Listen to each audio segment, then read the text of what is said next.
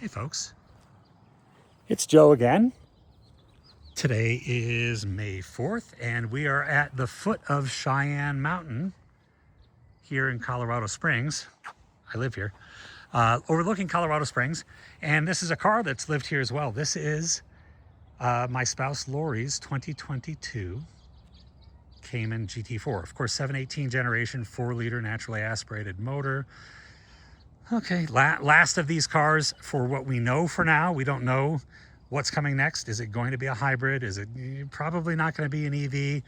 Probably not anytime soon. So these cars are certainly having a moment, and this is a really nice one. This car we bought a little over a year ago from our friend Dan McGinnis. If you follow him on Instagram, his handle is Uber Yo-Yo. He's well known for putting many miles on his personal 718s. He has a Boxster Spider that I think has 80-some thousand miles on it. He owned this car for about a year, and I think he put 10 or 12,000 miles on it. And that time we bought it with just under 20,000 miles on from Dan. It has some really nice modifications done to it. It has the RSNV wing risers, which gets the wing up into cleaner air, as well as giving you a little bit better visibility from the driver's seat, depending on your height. It does have the over axle pipes. I believe they're the sole over axle pipes. One of the big complaints that people had on this generation, the 718 generation versus the 981 generation of the GT4, is the sound. It's more muted because it has the particulate filter cans that came in Europe. We don't have particulate filters here, but we have the cans, so that kind of mutes it.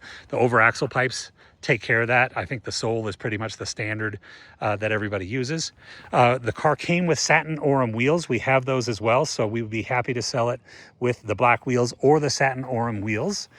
Dan did switch out to black door handles, which I think is a really nice contrast, particularly with the black wheels and the black trim. We also have clear marker lights. We also have the protective screens in front of the front radiators. Of course, we do have the cap for that. That's inside the car.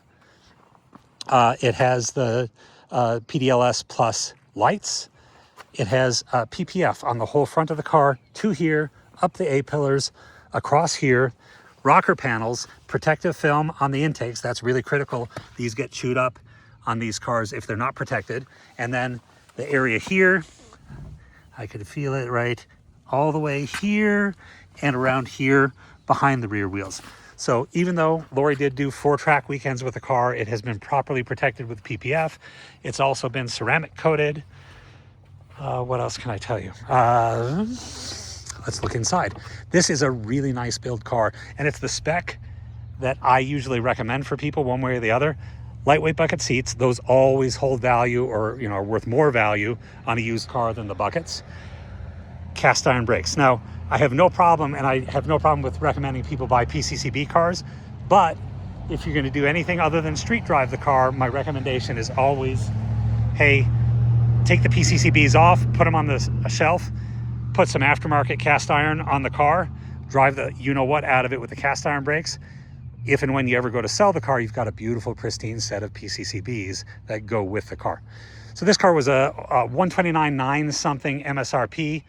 Like I said, shark blue, full leather, carbon fiber trim, deviated stitching, yellow belts, yellow pull handles, yellow on the steering wheel, stitching, Apple CarPlay, white gauges, aluminum pedals. Just a really nice build. We also do have the protective covers here.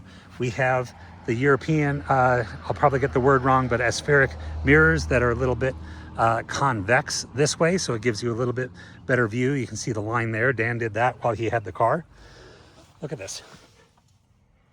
Now, that doesn't make the car any faster or anything. Well, the fire extinguisher is there as well. BOSE stereo.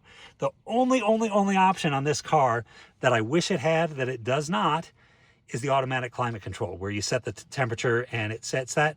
This has the more basic climate control where you have to go up and down on the temperature, up and down on the fan. It works absolutely fine. Air conditioning, heat, everything is all the same. I kind of wish it had that. Other than that, super nice car.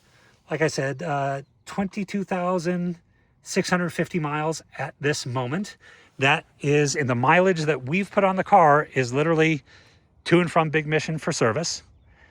to and from, I think Lauren did an alignment for us at European Automotive Specialties, and 4 trips to High Plains. Now that's about 150 miles each way, 300 miles round trip, plus whatever DE sessions that Lori did over those 4 weekends.